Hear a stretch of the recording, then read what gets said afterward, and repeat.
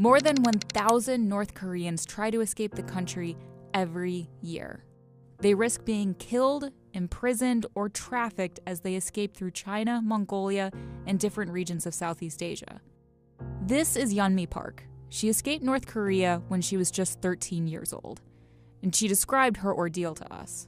I think just life was so unbearable in North Korea. I found this note that my sister left saying that go find this person and she will help you to go to China. We got that note and my mother and I found the person, that lady. And then she told me that she had a few daughters, but she sent them all to China and told me that she could help us to go to China. And we did not know that she was a broker or anything. Just we thought like this stranger woman wants to help us.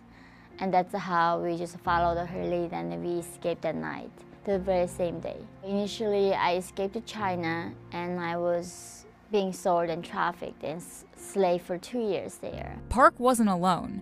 Around 70% of North Korean defectors are women, and many of them are targeted to be sold as brides or trafficked. Defectors are considered illegal migrant workers and are sent back to North Korea to face punishment if caught. My mother and myself gave me cross the Gobi Desert to Mongolia. And from Mongolia, we were there a few months and then we flew to South Korea. I think that when I was crossing the Gobi Desert in the like minus 40 degrees in 2009, I was 15 by then.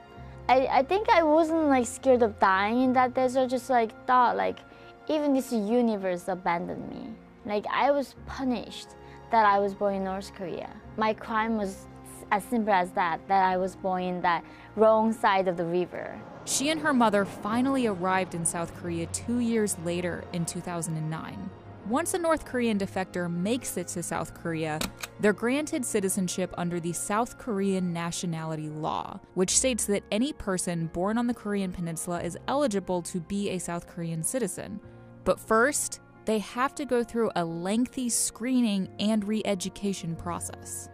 Once cleared, defectors enter the Settlement Support Center for North Korean refugees, commonly called Hanawon. They put us into a place called the Hanawon. Resettlement. So everyone think like once you escape, once you arrive in that land of freedom, people think that's the end of the story. Everyone is fine and happy, but that's not it. Defectors spend up to 3 months learning the history of the Korean peninsula, along with basic life skills like how to use an ATM and shop for groceries. Many defectors are drastically behind in education, as North Korea emphasizes propaganda over skills like reading and math. It can be difficult for Hanawon officials to address the needs of the defectors due to the lack of information about North Korea.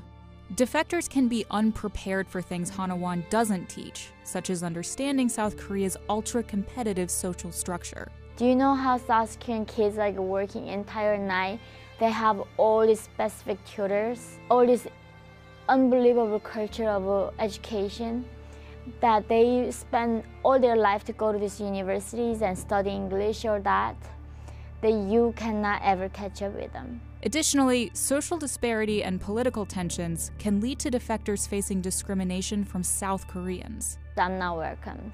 I am a second-class citizen here. So that was really entire in South Korea because people never said any positive things about me from coming from North Korea and being a defector, because that was a stigma that people just so like hard just like criticize and traumatize us for what we gone through or where we are from.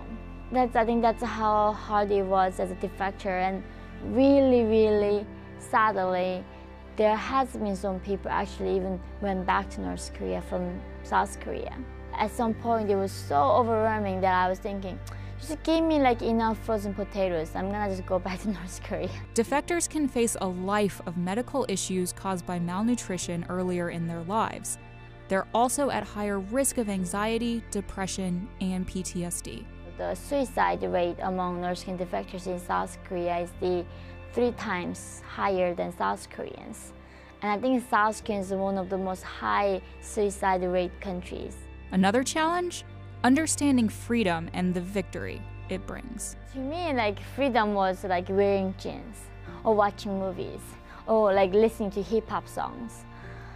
And that's how simple it was. Like maybe wearing earrings, because in North Korea we don't have any freedom. They tell us what to wear, what to listen, what to watch, you know. And in South Korea, for instance, like if you go shop, I mean, there are so many tons of the kinds of the pants. I mean, you gotta choose what you wanna wear. That's a very simple, even that was overwhelming for me. But I am very grateful that I was born in North Korea today, because I'm the winner, I survived, I fought for my freedom. It was not given to me, but I fought for it. So I want that North Korean defectors struggling in South Korea, that you should feel proud of yourself. And don't listen to anyone say that you are not enough, that you are different, you are not going to win, that you are the winner already.